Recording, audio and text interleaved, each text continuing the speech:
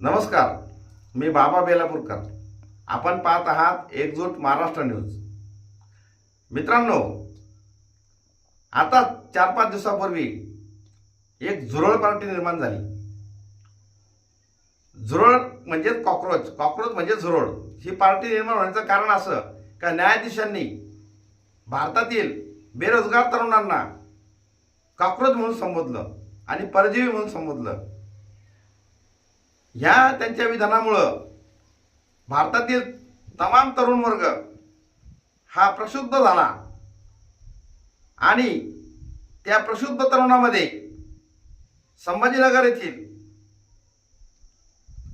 दिपके नावाचा म्हणजे अभिजित दिपके या तरुणाने कॉकरोच जनता पार्टी असं नामकरण केलं आणि सोशल मीडियावर धूम धडाक्यात ओपनिंग केलं. आज रोजी 4 दिवसामध्ये करोडो फॉलोअर्स त्याचे तयार झालेले आहेत आणि होत आहेत.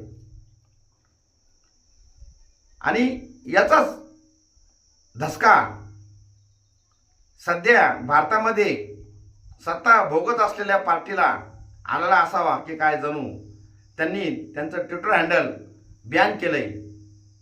असं इंस्टाग्रामवर स्वतः झुरळ पार्टीचे फाउंडर दिपके यांनी सांगितलंय.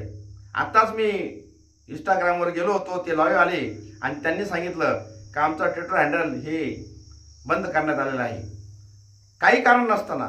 मित्रांनो, ही मुस्कटदाबी आहे, स्वातंत्र्य तिघळचिपी आहे. प्रत्येकाचे विचार हे आपण ऐकून घेतले पाहिजे, आपल्या विरोधात का असाना, पण ते विचार ऐकण्याची क्षमता आपल्यामध्ये पाहिजे. आणि सत्ताधाऱ्यांमध्ये तर ती क्षमता जास्तच पाहिजे. का त्यांना देश चालवायचा आहे, लोकांनी त्यांना निवडून दिलेलं आहे आणि त्याकरता लोकांचे विचार हे त्यांनी ऐकले पाहिजे. त्यातून त्यांनी ते धोरण ठरवलं पाहिजे, जनताभिमुख धोरण ठरवलं पाहिजे. आणि जे त्यांच्या विरोधात बोलतात, सत्तेच्या विरोधात बोलतात, ती एक सत्ताधारी लोकांना परवणीत असते. कारण का लोकांचे विचार, लोकांच्या मनामध्ये काय आपल्याविषयी चाललंय हे त्यांना कळतंय आणि हे कळल्यानंतर त्यांना ते त्यांच्या लोकाभिमुख धोरण आखण्यासाठी ती मदत होत असते. हा विचार खऱ्या अर्थाने हे रुजला पाहिजे आणि पुढे रुजला होता. पण आता हाडधर्मी विचार निर्माण झालेला आहे आणि त्या हाडधर्मी विचाराने ते ट्विटर हँडल झुरळ पार्टीचं बंद करण्यात आलेलं आहे. याचा मी एक सुजाण नागरिक म्हणून, सतर्क नागरिक म्हणून जाहीर निषेध करतो. जय हिंद, जय महाराष्ट्र. तुर्तास एवढेच. भेटूया पुढच्या बातमीपत्रात. नमस्कार.